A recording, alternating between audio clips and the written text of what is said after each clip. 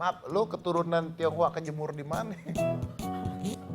Kali ya Om Dede? Iya. Tahu nih. Ini Tibet. Hah? Tibet. Tibet mah dingin lah tuh. Tibet dingin Pak. Apa pesisirnya? Nggak ada ya di sana? Kagak ada. Gunung itu pegunungan. Oh, Tapi lu ada keturunan Cina nggak? nggak ada. Oh, nah itu tuh pakai pakaian gitu, berarti harusnya ada nama Cinanya dong. Ini ada Yuda Lingling. Oh, Yuda. Udah nggak lagi Yuda Keling, Yuda Lingling. Sekarang jadi Yuda Lingling. Yuda Lingling. Oh, Yuda Lingling. Gue baru tahu. Iyalah, baru ganti KTP gue juga ganti tadi. Ya udah, silakan kabar-kabur. Oh, Selamat malam, kembali lagi di segmen Kabar Kabur. tak ada kabar yang kami kabari. Karena kami kabur-kaburan.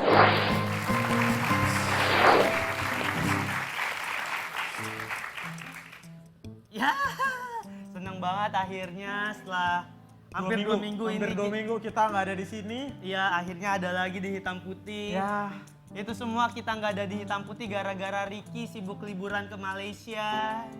gua Dan dia datang ke sini nggak bawa oleh-oleh sama sekali. Parah. Mas Dedi harusnya dikasih dong oleh-oleh. apaan? Upin Ipin. Jangan dong, ntar kembarnya kembar 3. Tapi enggak, kita hari ini kita mau ngomongin Imlek nih. Iya betul. Dan tradisinya itu, Imlek itu soal angpau, Rick. Iya betul, angpau. Kayak tahun lalu gue tuh dikasih angpau sama om gue. Ya. Untung om gue ini baik, Ling. Jadi isinya tuh di dalamnya tuh duit. Gue nggak ngebayangin kalau misalkan om gue tuh iseng. Terus Jadi gimana? dia ngasih angpau, pas gue buka isinya angpau lagi. Pas gue buka isinya angpau lagi. Pas yang terakhir gue buka, Angpau lagi? enggak om gue. Dan emang gitu, Ling. Lu ada apa? Berarti, kalau ngomongin angpau ya, gue tuh rada bingungnya gini. Kenapa? Angpau itu kan dikasih sama orang yang udah nikah ke orang yang belum nikah. Gue tuh rada bingung buat orang-orang yang kayak Mas Dedi. Kenapa ya? Maaf nih ya Mas. Ya, nggak apa-apa. Mas Paling Dedi terakhir. kan udah pernah nikah, Iya, oh iya benar. Jadi tapi sekarang udah nggak lagi. hati-hati kalau ngomong, Pak. Hati-hati. Mas Dedi kan udah pernah nikah, maaf nih Mas. Iya. Ya, Mas Dia udah Didi. pernah nikah, tapi sekarang udah nggak lagi. Mungkin dia ngasih angpau, ditarik lagi. Iya, tapi tahun lalu gue tuh dikasih sama temen gue angpau yang model amplopnya tuh dililit gitu, lu pernah lihat ya? Iya. Amplop itu dililit, itu saking banyak lilitannya, gue buka sampai Imlek sekarang belum selesai nih. Banyak banget lilitannya. Banyak banget. Banyak banget. Udah, balik lagi. Ya. Dan soal Imleknya lagi, di Tiongkok Ya. sana, kalau lagi Imlek itu kita nggak boleh makan bubur. Kenapa, Ling? Filosofinya, bukan filosofinya, simbolnya katanya bubur itu melambangkan kesusahan. Oh ya, gue pernah baca tuh, nggak boleh makan bubur katanya. Jadi mungkin di Cina sana tuh, di Tiongkok sana tuh nggak ada tukang bubur naik haji. Adanya? Adanya tukang bubur nyari kitab suci. Tapi karena zamannya modern kali ya, nyari kitab sucinya nggak ke barat, Kemana ke lu? warnet. Kitab sucinya bentuk PDF, di-download. Tapi Ling, nih kita mau ada info yang menarik juga di Imlek. Perjalanan Kerasakti dan gurunya ke barat mencari kitab suci itu ternyata pernah singgah di Indonesia. Wah seru nih. Wow, stasiun Blitar. Waduh, dia di stasiun Blitar, Pak. Itu masih bawa kuda tuh, Bawa naik kuda, kereta. naik kereta, makanya saya juga heran. Buset. Hebat juga nih kudanya. Ada lagi nih dia, selanjutnya. Itu dari Kerasakti. Oh, Wah, foto-foto di Monas. di Monas dia ya. Alay juga mereka ternyata. Enggak juga, Pak. Tuh. Masih ada lagi nih dia foto selanjutnya. Wow, Teater JKT 48. Kerasakti. Ternyata ini Nonton teater tetap bawa kuda. Oh, keren. ngefans kudanya sama itu. Lu Ya pernah ngomongin selanjutnya nih, kita ngomongin artis.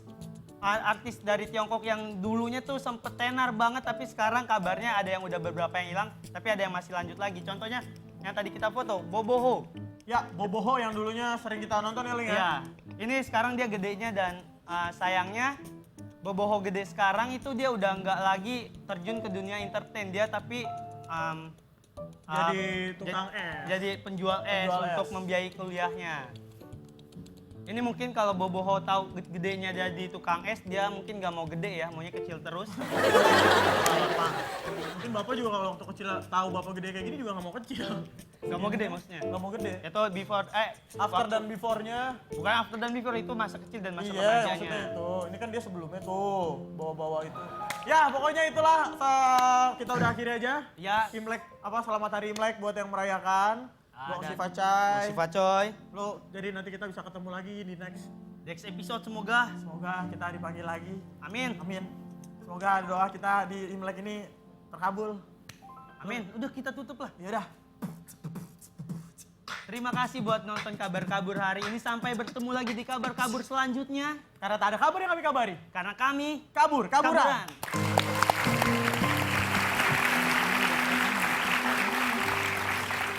Oke baik, kita sudah masuk ke segmen 4 tadi ditutup dengan kabar kabur dan hari ini kita sudah melihat tentang berbagai perbedaan ya, perbedaan yang menarik sekali dan mungkin hanya terjadi di Indonesia tentang perayaan Imlek ini juga.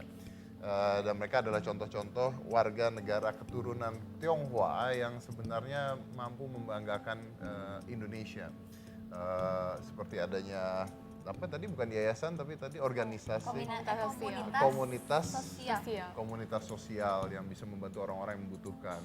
Juga Edgar yang sudah membawa nama besar Indonesia menjadi seorang juara dunia. Bayangkan juara dunia. Kan itulah yang membuat Indonesia begitu penuh dengan warna. Dan pewarnaan-pewarnaan tersebutlah yang harusnya kita banggakan. Asalkan pewarnaan tersebut bisa menciptakan sesuatu yang baik bagi negara kita. Jadi sekali lagi kita tepuk tangan untuk mereka semua. Mudah-mudahan bisa menginspirasi kita sebagai warga negara Indonesia. Saya Deddy Kobusya, Cika Jessica, kita ingin mengucapkan selamat Hari Raya Imlek. Yong Hi Fa Choi.